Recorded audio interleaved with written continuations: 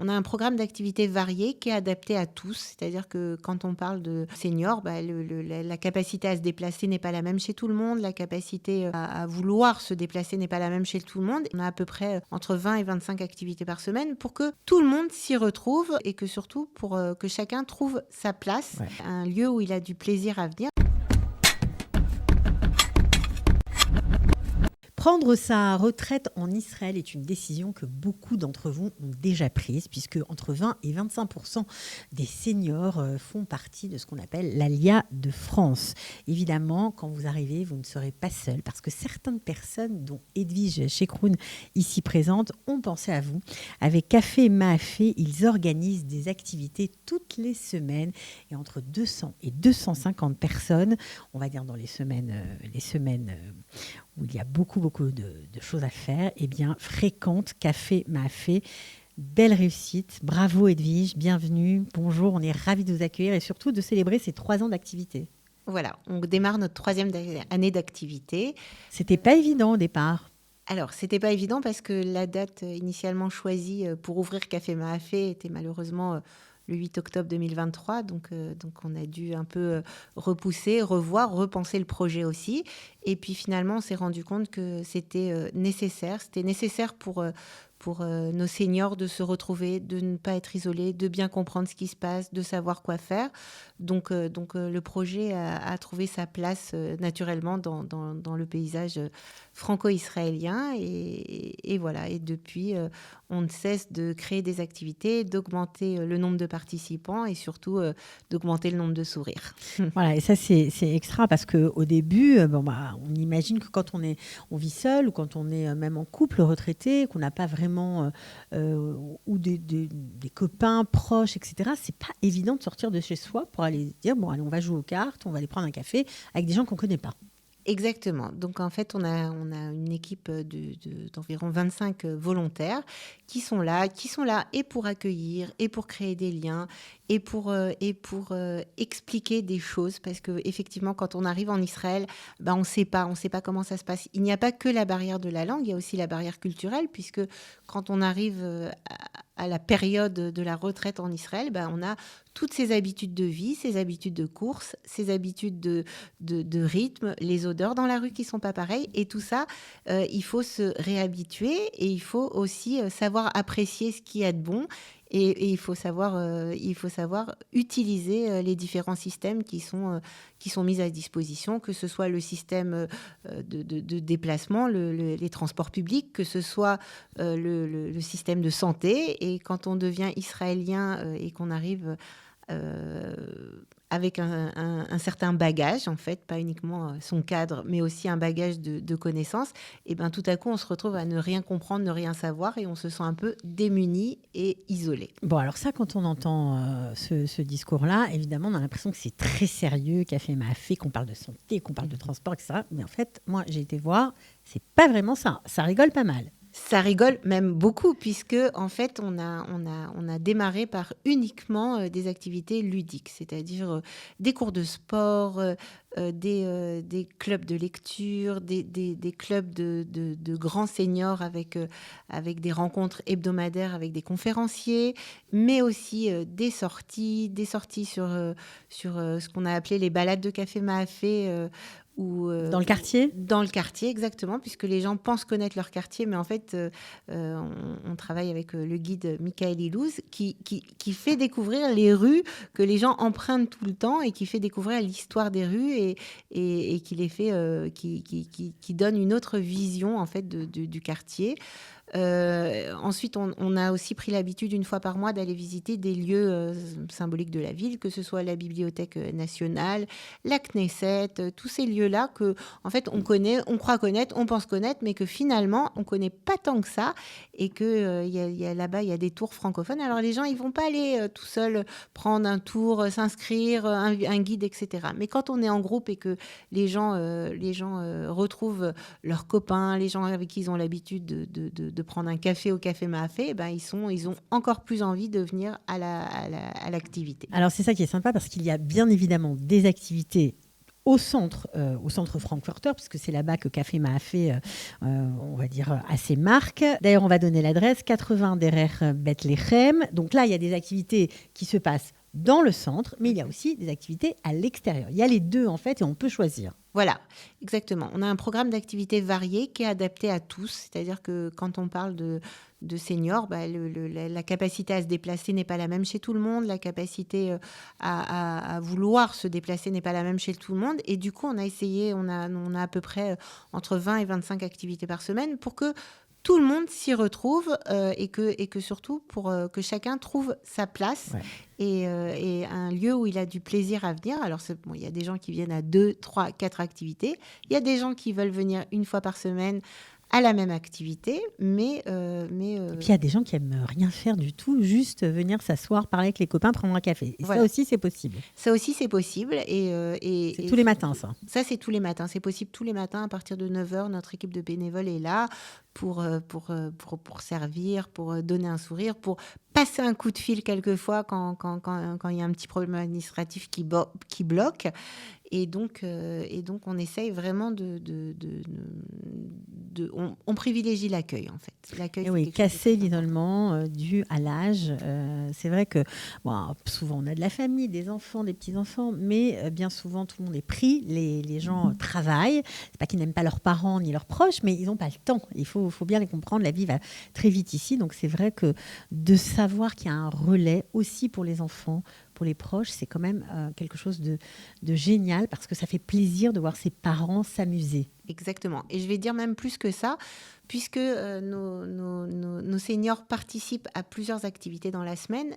Quand ils arrivent à la table du Shabbat, ils me disaient souvent « Ah, mais on n'a rien à raconter, on n'avait rien, on n'a rien fait, on est allé chez le médecin, ça n'intéresse personne. » Maintenant qu'ils font des sorties, des rencontres, des conférences, je peux vous dire qu'ils monopolisent la parole le vendredi soir parce que enfin, ils ont des choses à raconter, Bien des sûr. choses qui sortent de la routine. Et puis ils peuvent même parler en hébreu avec leurs petits-enfants, parce que même ça, vous y avez pensé, Ouais. il y a des cours d'hébreu. Il y a des cours d'hébreu. Alors, on appelle ça plus des cours de conversation, c'est-à-dire que on a bien compris que la grammaire et tout ce qui s'ensuit, je m'excuse auprès des profs académiques, mais c'est pas ça qui leur permet de parler. Donc, on a ouvert des différentes classes de conversation, voilà, pour en fait, ils ont appris l'hébreu, ils ont le vocabulaire, ils savent lire, ils savent un peu écrire, mais en fait, ils ne savent pas utiliser l'hébreu parce qu'ils ont peu d'occasions. Donc, par exemple, on a ouvert le café blanc-bleu, qui est un temps tous les mercredis matins, entre 10h et 11h. On s'assied dans le café, on a une volontaire, Michel. Et on parle uniquement en hébreu. On parle commande uniquement en hébreu. On commande en hébreu, on parle en hébreu, et dès que ça passe au français, on fait hé hé hé, ivrite. Et là, on repasse en hébreu, et en fait, à force de se rencontrer tous les mercredis matins, on a l'impression que c'est une bande de copains qui se retrouvent au café, et qu'en hébreu, il y a des fous rires, il y a des conversations plus sérieuses, on apprend du vocabulaire, donc c'est très important. Ouais, sympa. Il y a aussi un club d'échecs, parce qu'il y a des pros en échecs chez vous. Club de lecture avec des... La belote. Voilà, la belote, évidemment. C'est pour ça qu'on voit des gens... voilà, là, je crois que c'était la belote, juste derrière vous. Et puis, évidemment, l'informatique, parce que ça, c'est vrai que c'est une préoccupation de nos seniors. Quand ils nous voient avec nos téléphones, les smartphones, etc., c'est pas toujours très clair pour eux. Ils ont besoin d'aide. Alors, encore une fois, on a essayé de faire ces rencontres informatiques qu'elles soient le plus pratiques possible. C'est-à-dire qu'on a essayé notre volontaire informaticien ne va pas leur apprendre comment monter et démonter un disque dur, mais va essentiellement leur mettre en phase les applications, par exemple sur leur smartphone. Quelquefois, on n'a pas le bon code, on n'a pas le bon identifiant, etc. Donc, il a une patience d'ange et il prend les smartphones et il s'assied et il remet tout d'aplomb jusqu'à ce que ça marche quand on ouvre l'application, que l'application elle s'ouvre, il retrouve les codes, etc. Donc, c'est très important parce qu'on sait très bien, encore une fois, que c'est aussi du lien social. C'est du lien social, le smartphone, évidemment. Du lien social. Oui. Et puis, il y a les enfants, les petits-enfants. Alors, en général, les petits, ils nous disent « Ah, mais il me l'a changé en hébreu parce qu'ils ne comprenaient pas. » Enfin, en fait, tous ces petits problèmes-là, qui sont un peu des soucis du quotidien, on essaye d'améliorer l'univers informatique de la personne de manière à ce qu'elle puisse être au maximum autonome pour pouvoir recevoir les messages comme il faut, classer les photos comme il faut et éviter les problèmes de saturation qui empêche de téléphoner. Bon, est-ce qu'on sort le soir au Café Maafé? Mais oui. Oh là là, c'est dingue. Les soirées du Café Maafé, on a donc dans la semaine à venir, le mardi 13 janvier, on a le vernissage des œuvres des participants en fait. On travaille avec 2 ateliers, l'atelier de Lily et l'atelier de Yohanan. Et en fait, nos seniors peignent, mais ils ont très peu d'occasion d'exposer. Donc là, ils vont exposer. Ils vont exposer, leur famille va venir, tout le monde est invité à venir et à voir. Et franchement, il y a des pépites. Et ce sera bien sûr dans le Bed Frankfurter.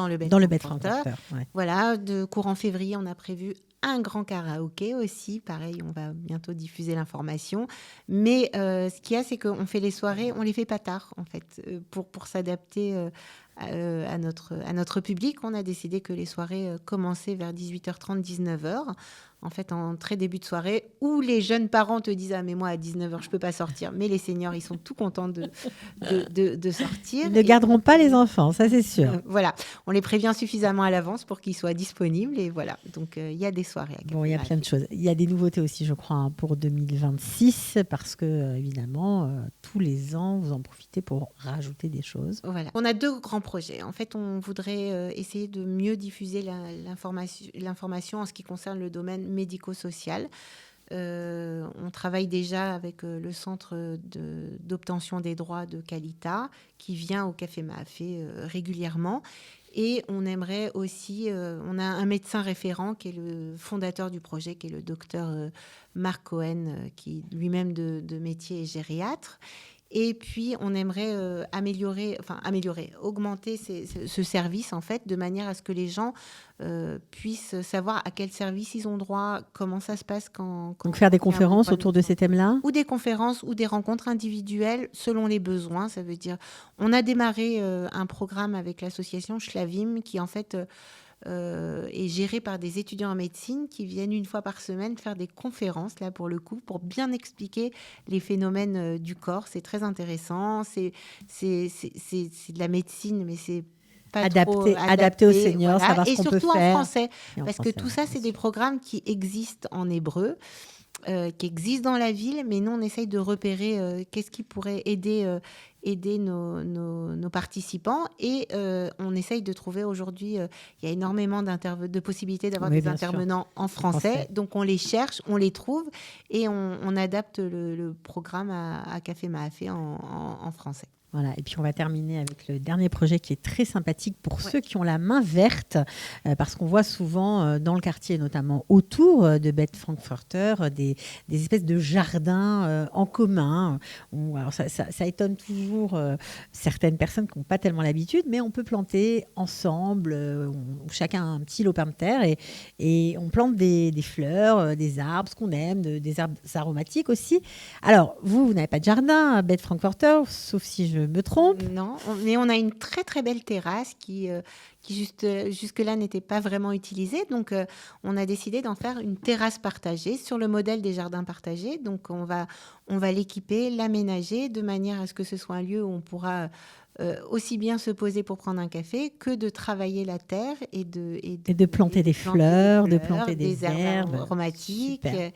Voilà, donc il y en aura vraiment pour il y en aura vraiment pour tous les goûts. Franchement, bravo en tout cas, parce que à peine 3 ans et il y a déjà tellement de choses. J'espère que vous serez nombreux à vous y rendre. Si vous n'y avez jamais mis les pieds, franchement, c'est l'occasion.